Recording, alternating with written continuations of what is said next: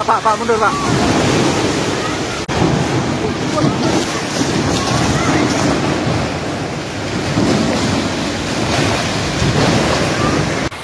Bismillahirrahmanirrahim. Alhamdulillahirabbil alamin. Allahumma shalli ala sayyidina Muhammad wa ala ali sayyidina Muhammad. Kawan-kawan, di belakang saya ini ada satu masjid yang ikonik ya. Kalian bisa lihat di sana. Nah, masjid ini begitu terkenal di Batam karena yang pertama bentuknya sangat unik ya, karena mirip atau memang terinspirasi dari ikat kepala masyarakat Melayu ya, yang disebut tanjak ya. Sehingga masjid ini pun disebut Masjid Tanjak ya. Kemudian yang kedua, lokasinya sendiri memang ikonik juga, berada di kawasan bandara. Sehingga kawan-kawan yang mau menjemput ataupun melewati bandara ini bisa sholat di sini ya. Nah, masjid ini pernah menghiasi berita ya, yang cukup heboh beberapa saat yang lalu, yaitu sayangnya beritanya negatif ya, kawan-kawan, yaitu runtuh ininya, plafonnya gitu. Nah, ini dia videonya ya, yang viral itu. Pak, mundur Pak.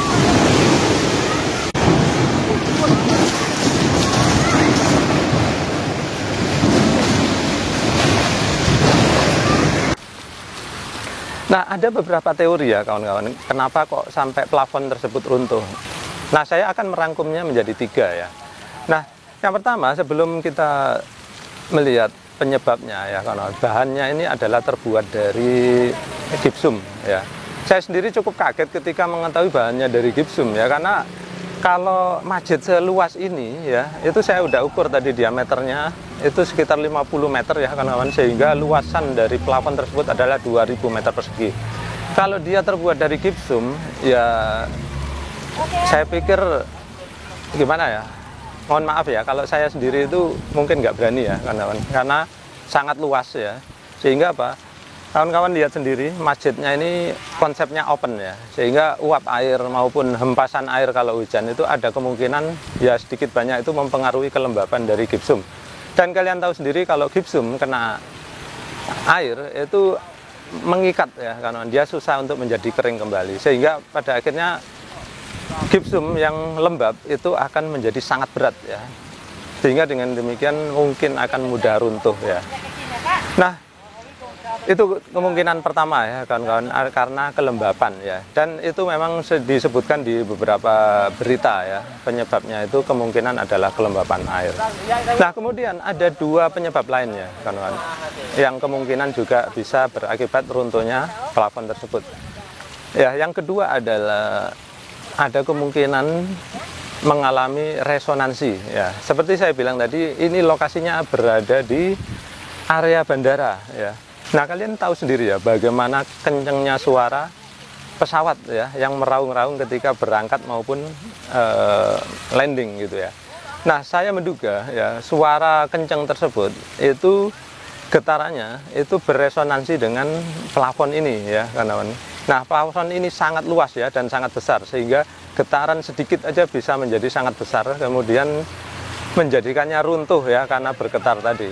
Kalian tahu sendiri ya, gipsum itu sangat mudah ya, sangat rapuh gitu ya kawan-kawan, sehingga kalian kalau ngelubanginya cukup ditusuk pakai obeng terus dikucel-kucel gitu aja udah bolong gitu ya.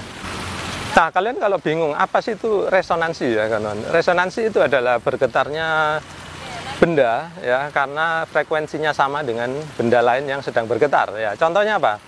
Kalian mungkin pernah dengar ya, bahwa kaca rumah yang lebar itu bisa pecah karena ada suara speaker dari sound system tetangga misalkan kan. Itu bisa terjadi. Dadak pecah. Mereka justru melihat momen kaca jendela pecah karena adanya truk muatan sound system yang lewat depan rumahnya. Ya. Jadi itulah yang disebut dengan resonansi ya, karena frekuensi kaca terhadap frekuensi speaker bisa jadi sama, sehingga ketika speakernya bergetar, maka kaca ikut bergetar hingga akhirnya menjadi pecah gitu ya. Baik, kemudian kemungkinan ketiga ya kawan-kawan. Nah, ini menurut saya cukup engineering juga ya, sangat menarik untuk dibahas ya kawan-kawan.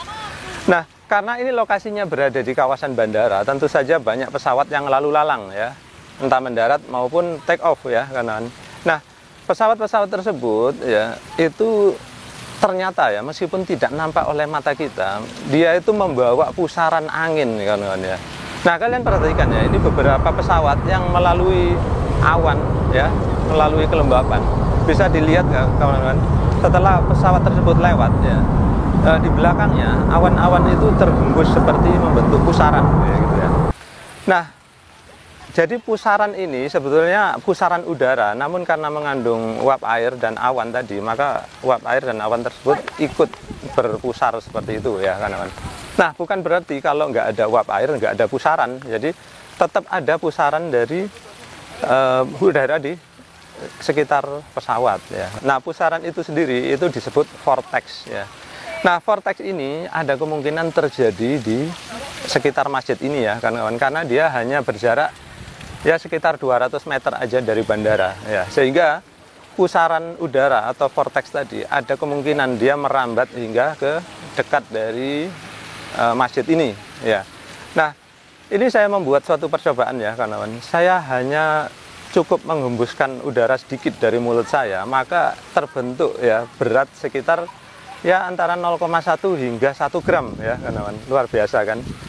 Nah, kalian sekarang bayangkan ya, ini plafonnya ini itu luasannya kan sampai 2000 meter persegi ya. Nah, kalau diberi hembusan seperti saya tadi ataupun kurang aja ya kawan-kawan.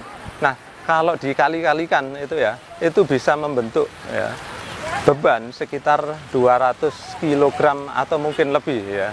Nah, sekarang kalian bayangkan sendiri ya, plafon yang mana sifatnya itu cenderung rapuh, kemudian diberi beban tiba-tiba seberat 200 kg.